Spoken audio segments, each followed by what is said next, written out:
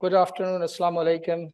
Thank you very much being here. And I also thankful to the organizers giving me opportunity to talk this evening. So the topic which I'm going to talk today, it's slightly different than what you have heard before, because in a couple of ways. Number one, their presentation is not specific to one age group. And the number two, that their presentation is very common sometimes, but the difference to make the diagnosis is very important. Early diagnosis and treatment basically make a big difference for the outcomes. So these topics, which I did not choose, so I cannot get a credit. Your organizing committee has chosen it, but I will agree that I think given how common they are, and if we diagnose them early, how important they are for a better prognosis, there cannot be the other topics to replace these two. Obviously, when we talk about these topics, there's no long-term risk factor for these topics. It's only very short-term risk factors that I will talk during my basically further talk. So first, nothing to disclose relevant to this talk. First, the objective, I'm going to present a case from each one of them and then go overview very quickly. I will use the time which I was given and probably 2 or 3 minutes extra. So let me start with the first case. So it's a 16-year-old boy that presented in a local emergency department with a report of abdominal pain, nausea, and inability to urinate for 12 hours. Ultrasound confirmed enlarged bladder and urinary catheter was placed. Within 12 hours, he developed sensory changes in his feet ascending to the chest and weakness. For another 12 hours, he's basically paralyzed down from the chest without any volitional movements and lost all sensory modalities. MRI was performed that reveals a longitudinal extensive cord lesion that you can see. Basically, I don't have let me see okay, so if I can show you this here. And the next one is with the GAD that shows a patchy enhancement. CSF analysis revealed that he has a lymphocytic pleocytosis. Diagnosis of transverse myelitis was made, and he was treated with high-dose corticosteroid and therapeutic plasma exchange for 8 days, total 5 treatments of therapeutic plasma exchange and 5 days of treatment. He was ambulatory with cane at 6 months after admission, but continued to require catheterization to empty his bladder. So that takes me to talk about the transverse myelitis, basically. So if we look on the literature, the transverse myelitis, you can see the cases in late 1800s, 1880, 1890. The second peak you can see in 1920 when rabies and the smallpox vaccination was given on a mass level. Basically, the name of transverse myelitis was used in 1949 with the patients who have urinary symptoms and sensory level. So what is transverse myelitis? Transverse myelitis is a complete transverse inflammatory entity that affects the various sensory, motor, cerebellar, genitourinary, regulatory, and integrative pathways that are represented across the landscape of the spinal cord at that level. How we can classify it? We can classify in a couple of ways. First, anatomical classification based on the local inflammation. Is it complete? Transverse myelitis are incomplete. Etiology of transverse myelitis we can classify based on idiopathic. That some people also include post-vaccination or post-viral also in idiopathic if they are not for the secondary causes. And there are broad neurological and systemic secondary causes for that. So the question is, what segment is involved mostly? Thoracic spine is about 70% of the time is the involvement of the transverse myelitis. 20% is a cervical spine, and about 5 to 10% is a lumbar spine. What about the epidemiology? The average incidence you can see is about 1.3 to 8 cases per million. When we consider in incidence MS, multiple sclerosis, either the first episode or the relapse, the incidence goes up to 25% per million. There is no preference for any geographic, gender, ethnicity for the incidence of transverse myelitis. What is the common clinical presentation? As you can see, is a sensory loss, pain, weakness, ataxia. But the most suggestive sign are the urinary incontinence and sensory level. That's highly suggestive. And the other thing to look for the progression of the clinical symptoms. As Dr. Zulfiqar was saying, in stroke, it's a matter of seconds. But in these cases, these one, transverse myelitis and GBS, we're talking about hours, days, not in months. Mostly within a week or 2 weeks, they completed their deficit. How we diagnose it with it. When we look, one thing that I want to tell you guys that keep in mind, the initial presentation can be a lower motor neuron sign when the patient is in acute stage because of spinal shock.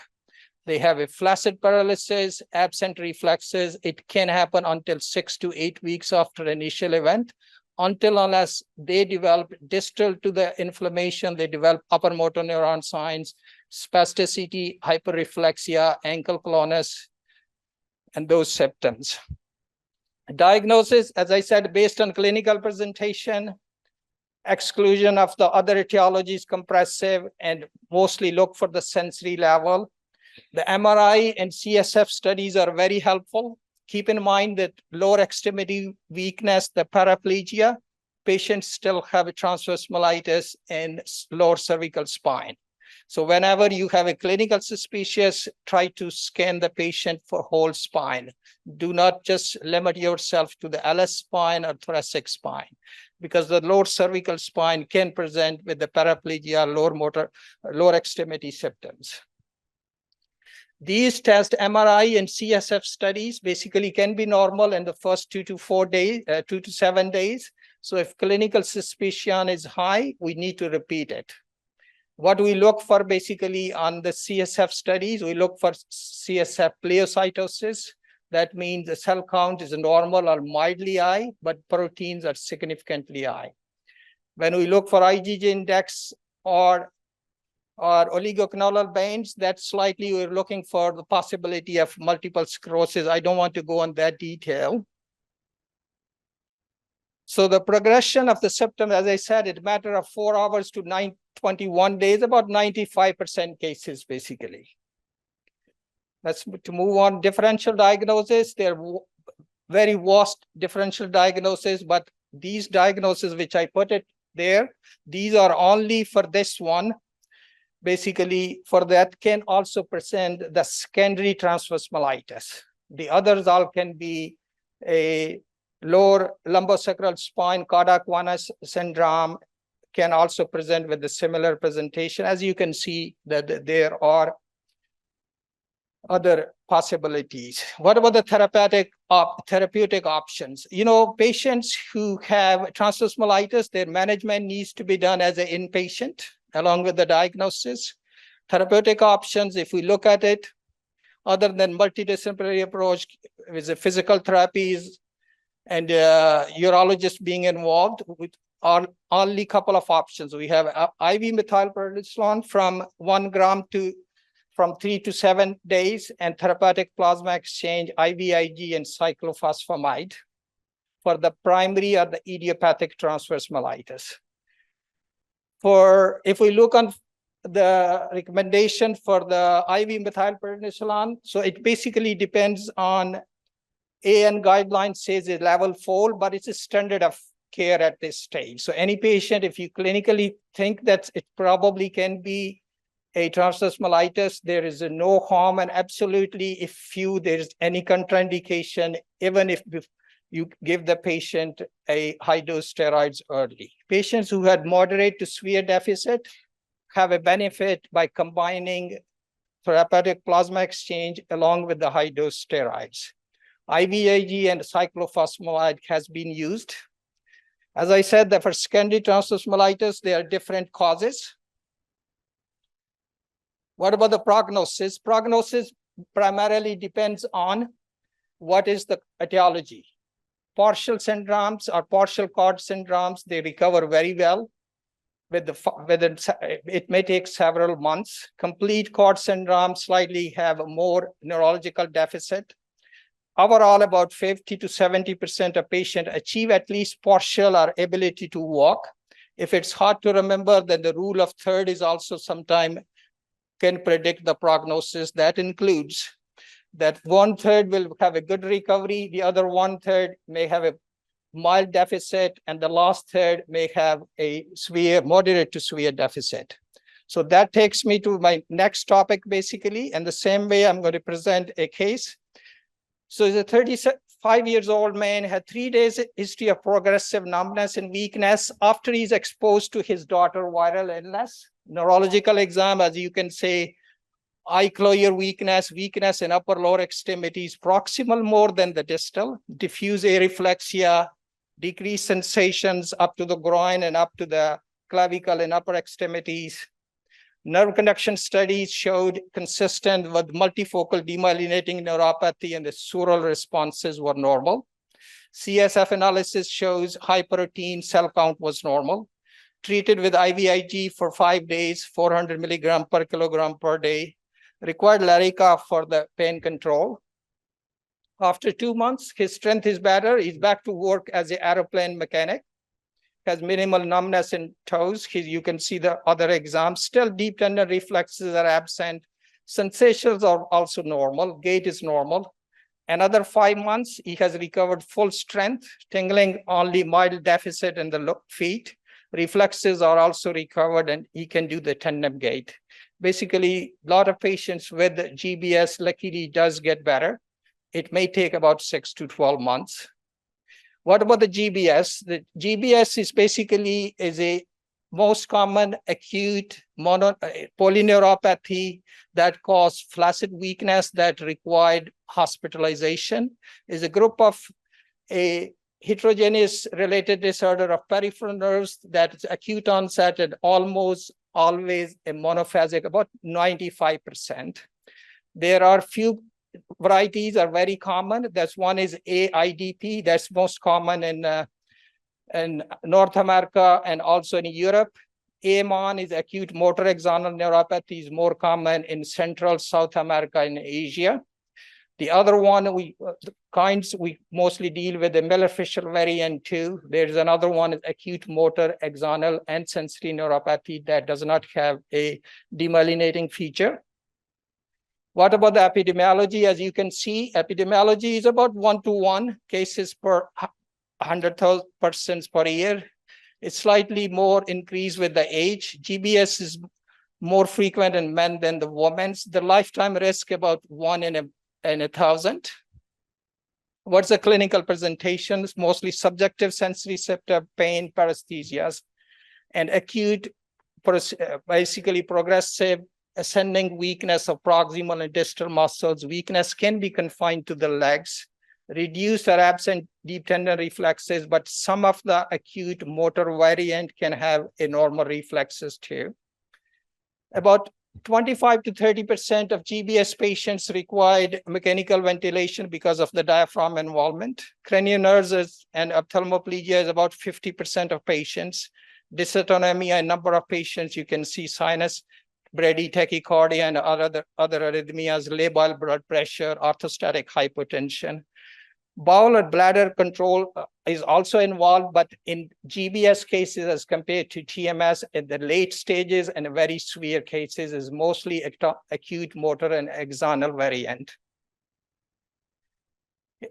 Some more facts about the GBS, as I said, is a monophasic illness is 95%, less than 5% cases have a recurrence. About 2/3 of patients have an incidental respiratory or diarrheal illness about 4 to 6 weeks before that.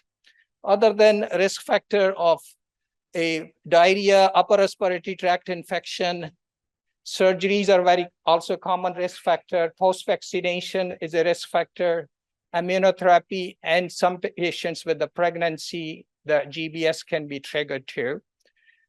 The progressive phase is basically is followed by variable static period before onset of the recovery. How we diagnose basically based on history again, neurological exam, EMG and nerve conduction studies are very helpful, and it should show.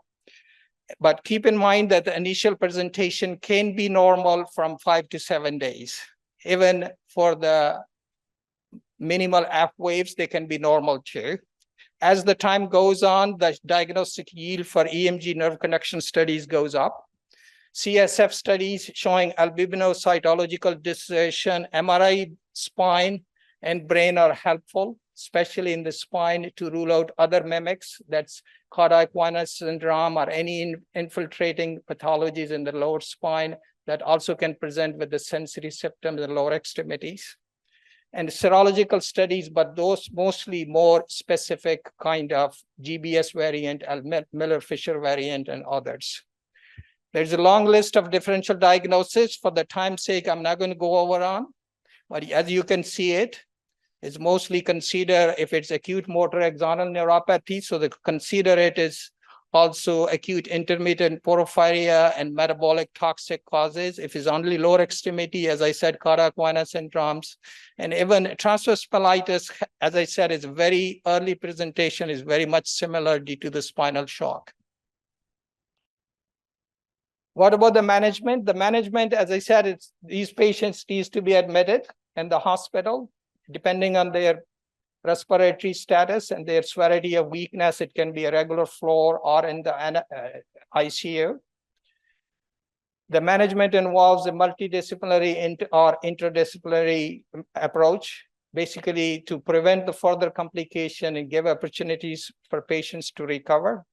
With reference to immunotherapy at this stage, unfortunately, since 1990s, we do not have any new therapy for GBS. We are using IVIG, as you can see, for 5 days. If the symptoms onsets are within 2 weeks, and therapeutic plasma exchange, around 5 treatments every alternate days, depend if the symptoms onset are 4 weeks. Mostly those cases who we feel have a tendency to progress, or they have a moderate severe deficit. There are emerging therapies for GBS that include complement inhibitors. One of them is eculizumab, we're using for seropositive myasthenia. It has been tried, given that there is a significant disability from a GBS. About 20-25% patients are almost wheelchair bound or bed bound because of the pathology. So this has been tried in phase 2 trial, and they have very good outcome. And right now is a phase 3 trial in addition to the therapeutic plasma exchange and IVIG. The other possibilities that has been investigated at this stage is the neonatal FC receptors and hypersilated IVIG. What about the prognosis? Mostly patients have a good prognosis, as I said. 20 to 30% have significant weakness. The deficit, mostly they have a fatigue, minor deficit, some paresthesias, pain, and reduced muscles strength. What are the prognosis factors? The bad prognostic factors are age, older than 40, proceeding diarrhea that mostly cause due to the Campylobacter jejuni, short interval from onset to maximum deficit, need for mechanical ventilation, high-grade deficit on the GBS disability scale, and persistent low amplitude. Mortality is about 3 to 7%, much more better given that we have improved the ICU intensive care. The reasons for mortality is respiratory failure, infection, and uncontrollable autonomic dysfunction. Here's my conclusion. So it's basically, as I said, GBS is most common acute neuropathic illness requiring hospitalization. Early diagnosis and treatment are imperative. Medical support, immunotherapy, and prognostic modeling for vital components of acute management. The need for potential treatments further still exist. Given that patients have a significant deficit, there are therapies to enhance the nerve repair, particularly patient with severe axonal injury, definitely will be welcomed. With this one, I have some references here for you guys, and thank you very much.